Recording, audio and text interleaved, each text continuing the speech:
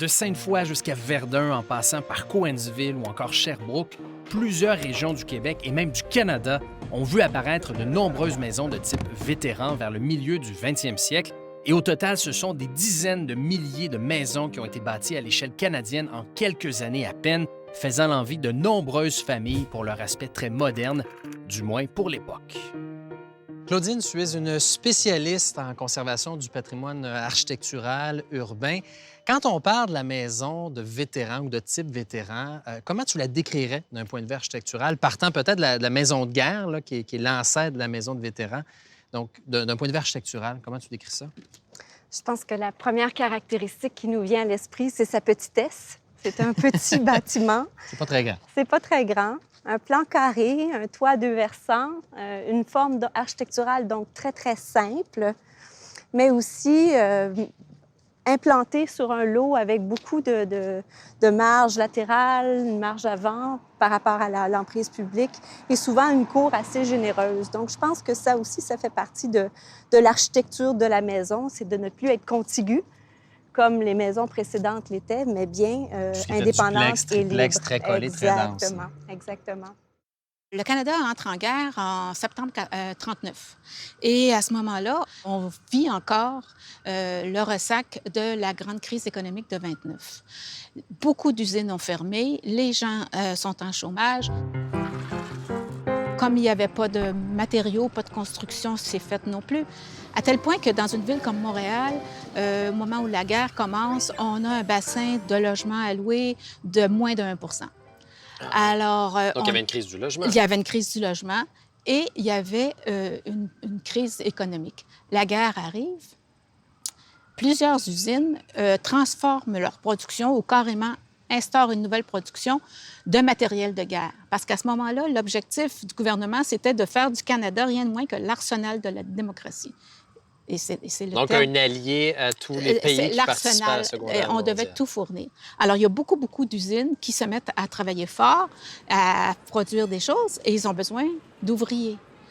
Or, les ouvriers vont venir de partout, mais on ne peut pas les loger. On n'a pas de logement, on sort de la crise économique. Alors, on voit bien que c'est là que le nœud est là. Alors, le gouvernement va créer une société d'État qui va nommer la Wartime Housing Limited, avec le mandat de loger les ouvriers, de répondre aux besoins des usines de guerre. Donc, la maison de guerre, elle était conçue pour être temporaire, démontée suite à la fin de la Deuxième Guerre mondiale pour être possiblement reconstruite ou ailleurs ou déplacée carrément. Ça, c'était pas vraiment décrit dans les différentes sources à son sujet, mais en définitive, temporaire. Sauf que ça s'est avéré comme étant finalement des vœux pieux parce qu'elle est restée dans le paysage des différentes villes. Comment on est arrivé à cette forme-là? Pourquoi est-ce qu'on a construit cette espèce de petite maison qui ressemble drôlement à une maison de Monopoly ou l'espèce de classique, lorsqu'on demande à un enfant de dessiner, on va nous dessiner ça. Comment on est arrivé à ça? Bien, c'est la maison qui est la moins chère à construire. On visait économie à cette époque-là, économie de temps et économie de ressources. Et il faut dire qu'on n'avait pas, à cette époque, beaucoup d'investissements pour l'ornementation. Donc, on y allait avec les formes les plus pures et simple, les formes efficace. efficaces à construire et assembler. Ce sont les débuts de la préfabrication, vraiment, en grand nombre dans l'architecture domestique au Canada. Et c'est comme ça qu'on va développer un concept de fabrication de maisons et de création de milieux de vie. Alors, on va créer carrément des villages.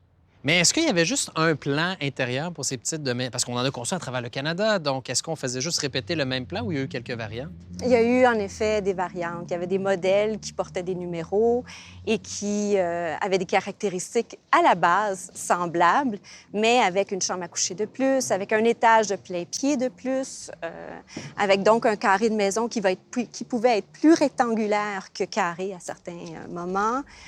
L'entrée pouvait être placée à différents endroits, le porche également. Donc, sensiblement, toujours des maisons faciles à construire. Elles étaient préfabriquées. Alors, les maisons qu'on construit, c'est des maisons qu'on dit de type Cape Cod. Alors, la petite maison rectangulaire, modeste, avec un toit à deux versants Et c'est un modèle qui était déjà populaire dans les catalogues, parce qu'on pouvait acheter des maisons par catalogue, on faisait venir des kits. Et c'est un modèle qui était très, très populaire. Donc, Alors, l'influence américaine. Influence américaine. Alors, on comprend que ça va beaucoup plaire aux anglophones.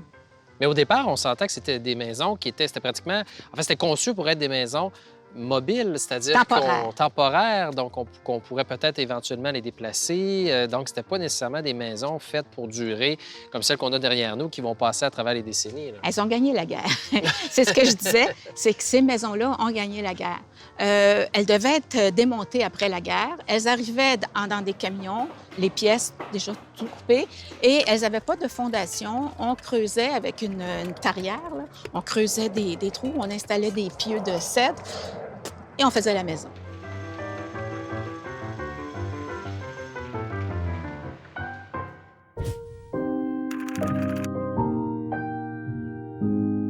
On retrouve encore à travers le Canada quelques vétérans de la Seconde Guerre mondiale qui habitent dans ces petites maisons qui ont été construites pour eux au milieu du 20e siècle par le gouvernement canadien via la SCHL. Mais aujourd'hui, on retrouve surtout des enfants de ces vétérans qui ont hérité des maisons. Et on va justement aller rencontrer deux frères qui ont vécu toute leur enfance et qui habitent d'ailleurs encore dans cette maison aujourd'hui. Donc, on va aller leur dire bonjour.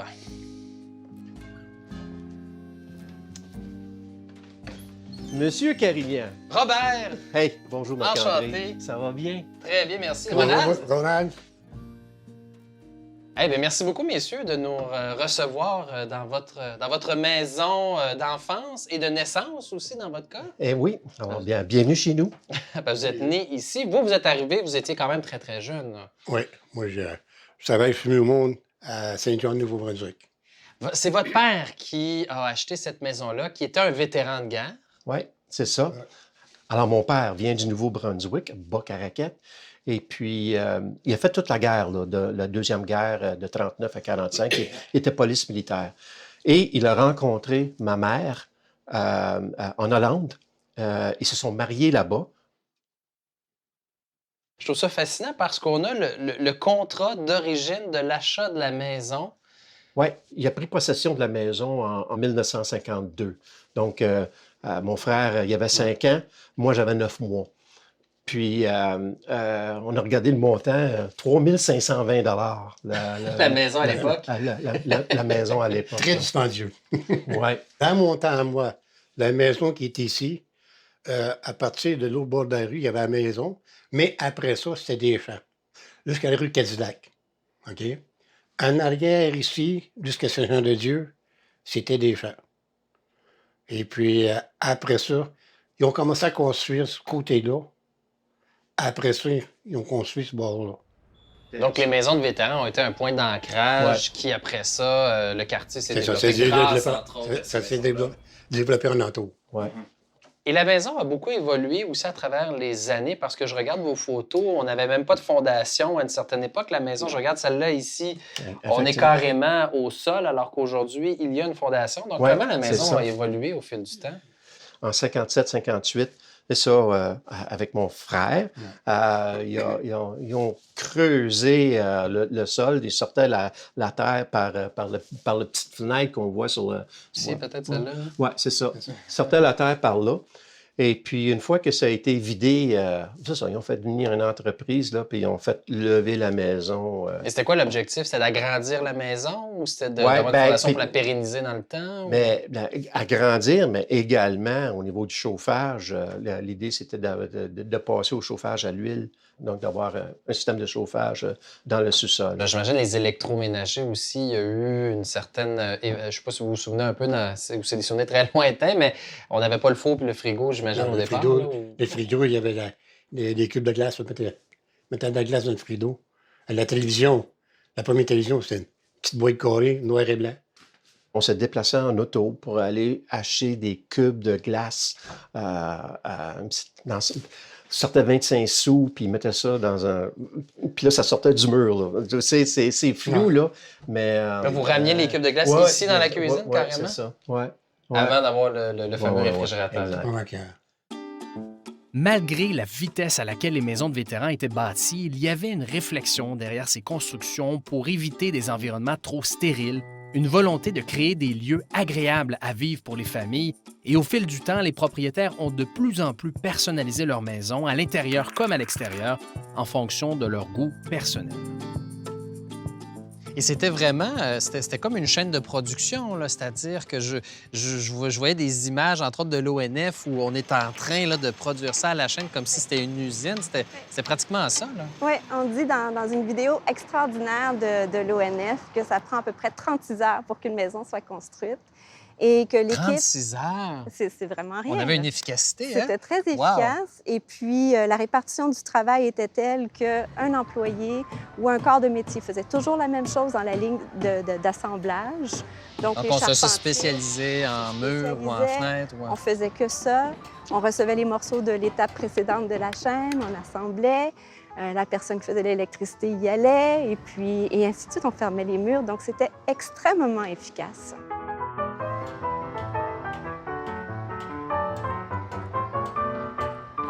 Alors, elles étaient petites, modestes, mais elles étaient confortables. On est en 42, là. On n'est pas maintenant. Alors, on a des maisons où on a une salle de bain complète. La moitié des gens dans les villes n'ont pas de salle de bain, encore moins complète dans les maisons. Lavabo, baignoire, bon. Alors, c'est quand même assez confortable. Et l'idée étant qu'on va les démonter après la guerre. On construit ces maisons-là, on les implante dans un secteur on les implante pas comme ça, là, n'importe où. On aménage un milieu de vie.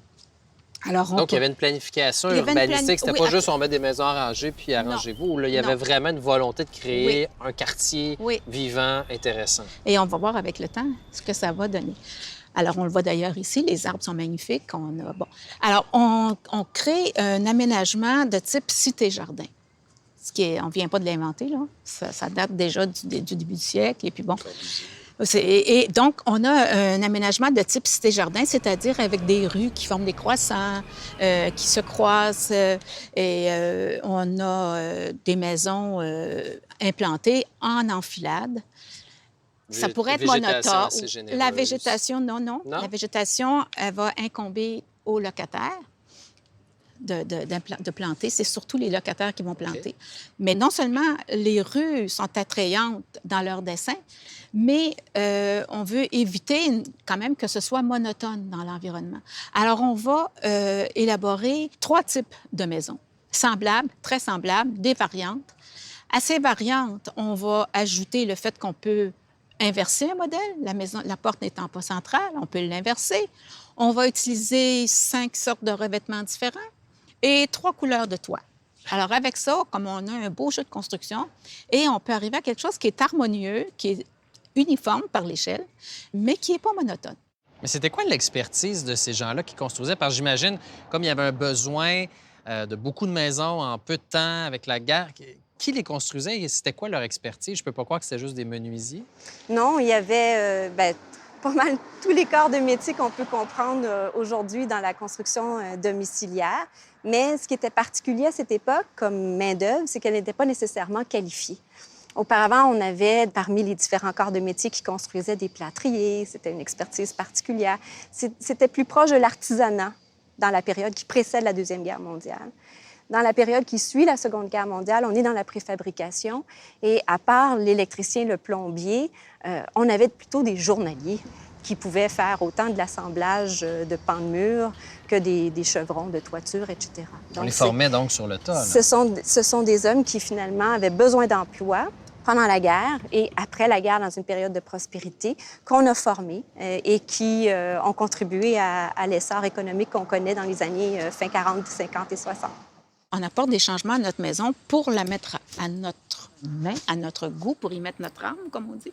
Et alors là, on va avoir des changements qui vont être plus culturels, qui ne vont pas nécessairement répondre à des nécessités, mais qui vont donner à la maison l'aspect qu'on lui veut. Et ça, c'est intéressant de réaliser que, en tout cas, les chercheurs qui se sont penchés là-dessus ont constaté que pour plusieurs propriétaires d'origine anglophone, le modèle Cape Cod de base, c'est le modèle idéal. Alors, leur intervention, c'est pas d'intervention. Alors, en septembre 1945, il y a 80 000 femmes qui perdent leur emploi. Et donc, elles retournent à la maison. un grand nombre ont travaillé en usine. Elles ont peut-être acquis une certaine compétence manuelle qu'elles n'avaient peut-être pas. Bon, les femmes à la maison, même avant la guerre, amélioraient leur intérieur, faisaient des rideaux. Bon, ce grand mouvement de rénovation domiciliaire, ça a été beaucoup initié par les femmes. Et ce qui a aidé beaucoup, c'est l'avancement des technologies, des matériaux. Alors, c'est une recherche qui demande peut-être encore à être complétée, mais c'est une piste qui a été constatée et puis... Et donc, leur influence était sur le décor intérieur, sur le réaménagement, le réaménagement de la maison, la personnalisation. Oui, le réaménagement de la maison comme tel. Faire des changements à l'intérieur, au niveau des murs, des revêtements, pas simplement de l'ornementation ou de la décoration.